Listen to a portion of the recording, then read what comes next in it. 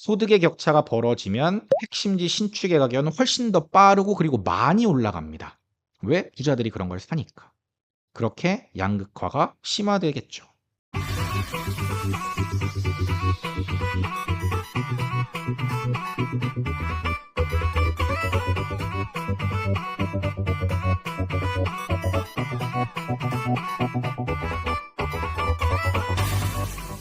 그러면 진짜 중요한 얘기를 이제 해야죠. 서울 수도권 얘기를 했으니까 이번 영상에서는 지방 얘기를 한번 해볼게요. 결론부터 얘기하면 지방은 서울 수도권보다 양극화가 더 심각해질 겁니다. 더 심화될 겁니다.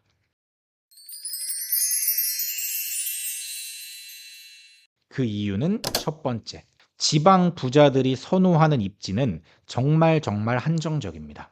두 번째, 지방은 재개발, 재건축 사업성이 서울 수도권보다 훨씬 안 나오기 때문에 핵심 입지의 신축은 점점 더 귀해질 겁니다. 왜? 사업성이 안 좋기 때문에 사업이 진행이 안 될 거고, 사업이 진행이 안 되면 신축은 그만큼 더 안 지어질 테니까. 세 번째, 그렇다면 지방은 외곽의 신규 택지를 조성하기가 쉽기 때문에 계속해서 지을 텐데, 이런 지역과 아파트들은 핵심지에 있는 구축들과 경쟁이 붙으면서 오히려 수요가 분산이 될 겁니다. 지방을 무시하는 사람들은 지방엔 부자가 없다라고 생각하고, 왜 부자가 지방에 사냐라고 말씀을 하시는데, 지방에 진짜 부자들 많아요. 뭐 사업을 해서 벌었든 투자를 잘했든 어쨌든 지방에도 부자는 많습니다. 그리고 이분들의 삶의 터전이 지금까지 이제 지방에 살고 있는데 굳이 내가 서울 와서 살 이유가 있을까요? 이분들은 돈도 많고 뭐 집도 있고 뭐 다 있고 행복하게 살고 있는데 난 사업하는데 굳이 뭐 서울 가서 살아야 돼. 이게 아닐 수도 있죠. 왜? 부동산이 또 전부는 아니니까. 그래서 굳이 지방을 떠나려 하지 않는 부자들도 많다라는 겁니다. 그렇다면 이런 분들은 어디에 살고 싶어 할까요?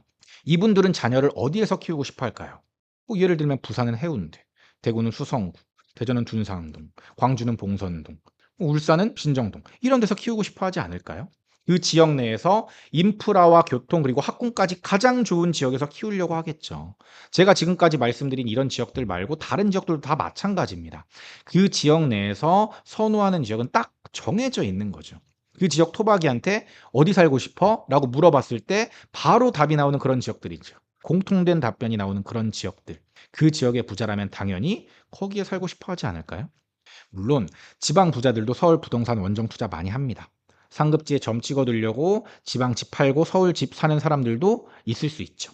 그런데 이 숫자가 지방 부자 전체로 봤을 때 과연 많을까요? 저는 일부라고 생각합니다. 이런 부자들은 차라리 뭐 사업을 확장하거나 주거용 부동산이 아닌 상업용 부동산을 사가지고 건물주가 되거나 지방에서 제일 좋은 집을 사려고 하지 않을까요? 그런 숫자가 저는 훨씬 더 많을 거라고 보거든요.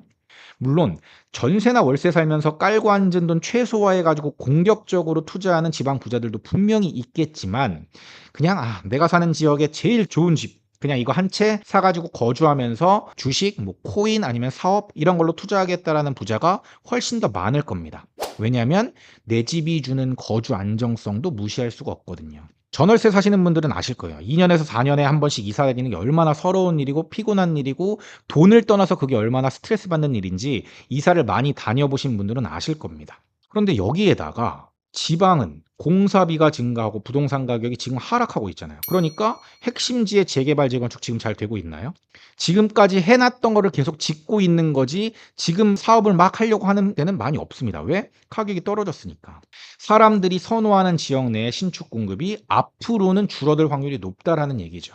시장이 좋을 때 분양했던 물량들이 지금 입주하면서 막 지금 공급 물량이 많은 건데, 이 물량들이 다 소화되는 2-3년 뒤에는 지방에도 다시 공급 부족이 올 수 있다라는 얘기입니다. 그런데 부동산은 언제 팔 수 있어요? 내가 지금 사면 당장 26년에서 28년에 팔아야 된다는 얘기예요. 내가 투자 목적으로 들어가더라도. 근데 여러분들이 만약에 지방에 실거주하고 계신 분들이다. 그럼 2년에서 4년만 사실 건가요? 보통 실거주는 5년, 6년, 7년 이렇게 사신단 말이에요. 그럼 내가 매도할 시점을 생각해야죠. 매도할 시점에 부동산 가격이 올라 있냐를 생각하시고 그때 공급 물량이 많냐 적냐를 생각하셔야죠. 과연 지금보다 5년에서 7년 정도 뒤에 지방 부동산 가격이 떨어져 있을까요? 저는 아니라고 생각하는 겁니다.